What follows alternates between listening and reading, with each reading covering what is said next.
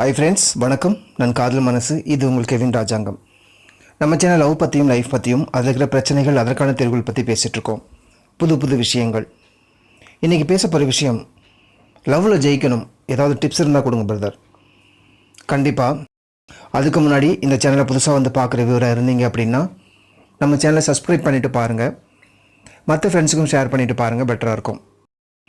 ஆக்சுவலாக எல்லாருமே காதலிக்கும் போது நம்ம காதல் ஜெயிக்கணும், கடைசி வரைக்கும் அவங்கள கைப்பிடிக்கணும், கல்யாணம் வரைக்கும் போகணும், லாங் லைஃப் வாழணும் அப்படின்னு தான் நம்ம நினைக்கிறோம்.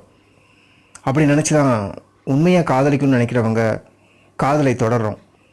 ஆனால் ஃபேக்காக வரவங்க மட்டும்தான் அதுக்கு ஒரு முற்றுப்புள்ளி வச்சு பாதியிலே போயிடுறாங்க.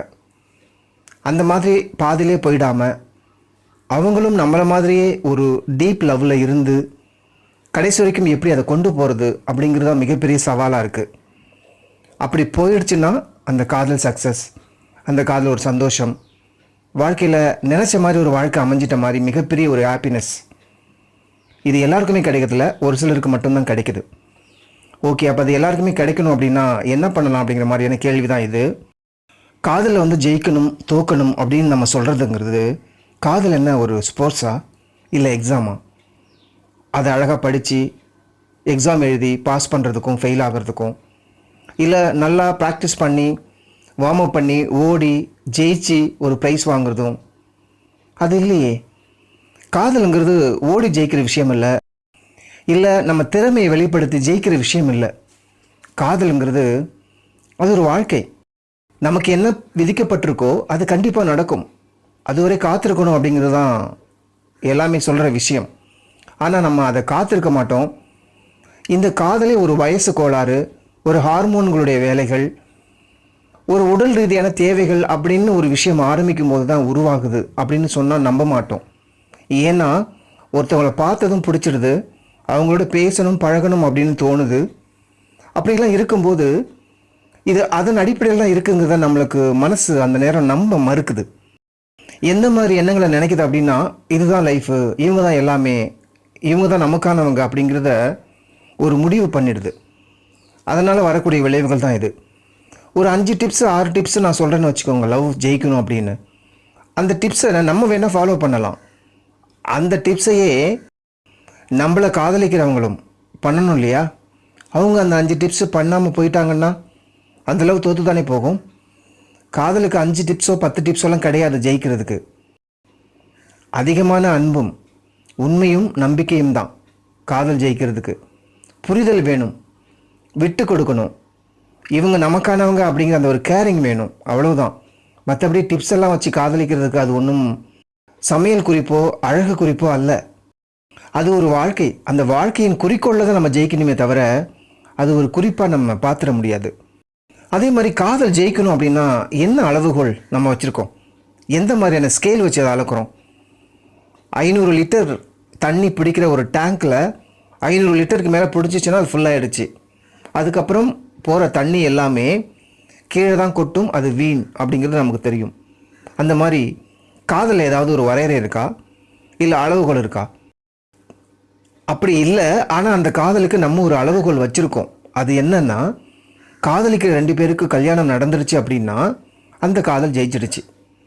கல்யாணம் நடக்கலை, ஒருத்தவங்க விட்டுட்டு போயிட்டாங்க, ஒருத்தவங்க மட்டுமே கஷ்டத்தில் துடிக்கிறாங்க அப்படின்னா அந்த காதல் தோத்துடுச்சு அப்படிங்கிற ஒரு விஷயம்தான் ஒரு அளவுகோலை நம்ம வச்சுருக்கோம். ஆனால் அது அல்ல. காதலிச்சு கல்யாணம் பண்ணி ஜெயித்தவங்க எத்தனை பேர் அதே அன்போடு கடைசி வரைக்கும் இருக்காங்க? ரொம்ப கஷ்டம், ரொம்ப கம்மி. அப்போ காதலிச்சு தோற்று போனவங்க அதே காதலோடு இருக்காங்க. அவங்களோட அப்படி பழகணும், இவங்களோட இப்படி பழகணும், அப்படி இருந்தோம் இப்படி இருந்தோம் அப்படின்னு காதலையே மறக்க முடியாமல் மனசெல்லாம் போட்டு நிரப்பி அதுவாகவே இருக்காங்க. பிரேக்கப்பில் இருக்கா இல்லையா? இருக்குது. அப்போது தோல்வியில் ஒருத்தவங்க ஒரு காதலை நினைக்கும் போது காதலாகவே இருக்கிற இது காதலை ஜெயிச்சிருச்சுன்னு அர்த்தமா? காதல் திருமணம் செஞ்சுக்கிட்டு அதுக்கப்புறம் வாழ்க்கை குடும்பம் அப்படி இப்படின்னு போய் ஒரு அன்பு கூட இல்லாமல் ஒரு சராசரி வாழ்க்கை வாழ்கிற அவங்களிடம் அந்த காதல் இருக்கா? இல்லை அந்த காதல் ஜெயிச்சதுக்கான ஆதாரமாக அதை சொல்ல முடியுமா? முடியாது. ரெண்டுமே தப்பாக தான் இருக்குது. ஏன்னா இது சேர்ந்து வாழ முடியாமல் தோற்று போச்சு, அது சேர்ந்து வாழ்ந்தும் தோற்று போச்சு. அங்கே காதல் இல்லை, அங்கே குடும்பமும் தேவைகளும் அந்த பொறுப்பு சார்ந்த விஷயங்களும் தான் அங்கே அதிகமாக இருக்குது ஜெயிச்ச காதலில். அதனால் அதுக்கு அளவுகளே கிடையாது. அன்புக்கு அளவும் இல்லை. அன்பு நிரந்தரமான ஒரு விஷயங்கிறதுனால லைஃப் லாங் அது போய்கிட்டே இருக்கணும். காதல் திருமணம் செஞ்சு ஜெயிச்சாதான் ஒரு கணவனும் மனைவியும் அன்பாக வாழணுங்கிற அவசியம் இல்லை. அதில் தான் ஒரு அன்பு வருங்கிற அர்த்தமும் இல்லை. முன்ன பின்ன தெரியாத 2 பேர் கூட கல்யாணம் பண்ணிக்கிட்டு ரொம்ப ரொம்ப அன்பாக வாழ்ந்துட முடியும் கடைசி வரைக்கும். மனம்தான் காரணம், மனசு தான் இங்கே எல்லாமே அப்படின்னு தான் முடிவு பண்ணணும். நம்ம காதலிக்கிற மாதிரி நம்மளுடைய பேரும் காதலிச்சாங்கன்னா நீங்கள் சொல்கிற அந்த அளவுகளில் உங்கள் காதல் ஜெயிச்சு திருமணத்துக்கு போகும். நம்மளோட பேர் ஃபேக்காக இருந்துச்சுன்னா கண்டிப்பாக அந்த காதல் தோற்று தான் போகும். நீங்கள் சொல்கிற மாதிரி அந்த அளவுகோல் குறைஞ்சிடும். அதனால் தயவு செஞ்சு காதல் ஜெயிக்கணுமா தோக்கணுமா அப்படிங்கிற அந்த ஒரு ஓட்டப்பந்தய மனநிலையில் காதலிப்பது அப்படிங்கிறது தப்பு. இந்த காதலை எப்படியாவது ஜெயிச்சிடணும், இதில் எப்படியாவது இவங்களை கைப்பிடிச்சிடணும், அதெல்லாம் வாழ்க்கையின் லட்சியம். நீங்கள் இவரை கைப்பிடிக்கலைனாலும் இந்த காதலை தோத்தாலும் உங்களுக்குன்னு ஒரு காதல் வந்தே தீரும், ஒரு குடும்பம் வந்தே தீரும், ஒரு கணவனோ ஒரு மனைவியோ வந்தே தீருவாங்க. அதை நோக்கி தான் நம்ம காத்திருக்கணும். அதே மாதிரி காதலிச்சு தான் ஆகணும், அதில் ஜெயிச்சு தான் ஆகணும் அப்படிங்கிற எந்த கட்டாயமும் இல்லை வாழ்க்கையில். வாழ்க்கையை நீங்களாக வாழ்ந்தால் அது வாழ்க்கை. அது இடையில் வந்து போகிறது தான் காதல். எனக்கு காதல் தோற்றும் போக வேண்டாம், ஜெயிச்சும் காட்ட வேண்டாம், ஆனால் நான் காதலாகவே வாழணும் அப்படின்னு நீங்கள் நினச்சிங்கன்னா கண்டிப்பாக காதலிக்காமல் இருக்கிறது தான் பெட்டர். அதுதான் உண்மையான காதல். அதுதான் உங்கள் மனசில் அந்த காதலுங்கிற அன்பு எப்பயும் இருந்துக்கிட்டே இருக்கும். எத்தனை பேருக்கு அந்த அன்பை பகிர்ந்து கொடுத்தாலும் குறையவே குறையாது, தீர்ந்து போகாது. அப்படி காதலிக்கணும் அப்படின்னு நினச்சிங்கன்னா காதலிக்காமல் ஒருத்தரை கல்யாணம் பண்ணிக்கிங்க. திருமணத்துக்கு பிறகு அவரை காதலியுங்கள். அந்த காதல் நிரந்தரமாக வரும். அதை தவிர்த்து நம்ம காதலித்தோம் அப்படின்னா உண்மையாக காதலிக்கிற நம்ம காதல் தோற்று போகும். பொய்யா நம்மோடு காதலிக்கிறவர்கள் அவங்க நோக்கத்தில் ஜெயிச்சு போயிடுவாங்க. இதுதான் இங்கே இருக்கிற வித்தியாசம். ஒரு காதல் ஜெயிக்கிறதுக்கு நம்ம கையில் எதுவுமே கிடையாது. நம்மளால் என்ன பண்ண முடியும்? ஒருத்தவங்களை உண்மையாக நேசிக்க முடியும், முழு அன்பை கொடுக்க முடியும், நம்ப முடியும். வேறு என்ன செஞ்சிட முடியும்?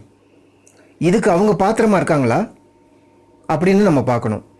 அவங்க நம்மளுடைய அன்புக்கு தகுதியானவங்களா இல்லாமல் இருக்காங்க. நம்மளுடைய மேல் தோற்றத்தை மட்டுமே பார்த்து நம்மளை காதலிக்கிறாங்க. ஆசைகளுக்கும் எண்ணங்களுக்கும் காமத்துக்கும் முக்கியத்துவம் கொடுத்து அவங்க நம்மளோட பழகிறாங்க அப்படிங்கிறத நீங்கள் தான் மனசுக்குள்ளே வைக்கணும். நம்மளை மாதிரி அவங்க அன்பு செய்யலை நம்மளை, அதனால தான் அவங்க பாதியில் ஏமாற்றிட்டு போகிறாங்க அப்படிங்கிறது தான் உண்மை. இந்த புரிதல் இருந்துச்சுன்னா உங்கள் காதல் தோக்கிறதும் ஜெயிக்கிறதும் உங்கள் கையில் இருக்கும். அதுக்கான ஆட்கள் நீங்கள் செலக்ட் பண்ணுவீங்க, அதுபடி உங்கள் காதலை கொண்டு போவீங்க. யார்கிட்டையும் ஏமாறதுக்கான வாய்ப்பே உங்களுக்கு இருக்காது.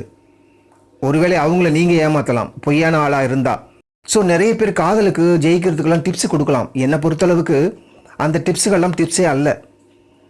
காதலுங்கிறது நம்ம கையில் இருக்குது, நம்ம மனசில் இருக்குது, நம்மளோட சேர்ற நம்மளுடைய ஜோடி கையில் இருக்குது. 2 பேரும் சரியாக இருந்தால் கண்டிப்பாக அந்த காதல் ஜெயிக்கும். 2 தண்டவாளங்களில் ஒரு ரயில் பயணிக்கும் போது தண்டவாளங்கள் நேராக இருக்கும் பட்சத்தில் ட்ரெயின் அப்படிங்கிறது ஊர் போய் சேரும்.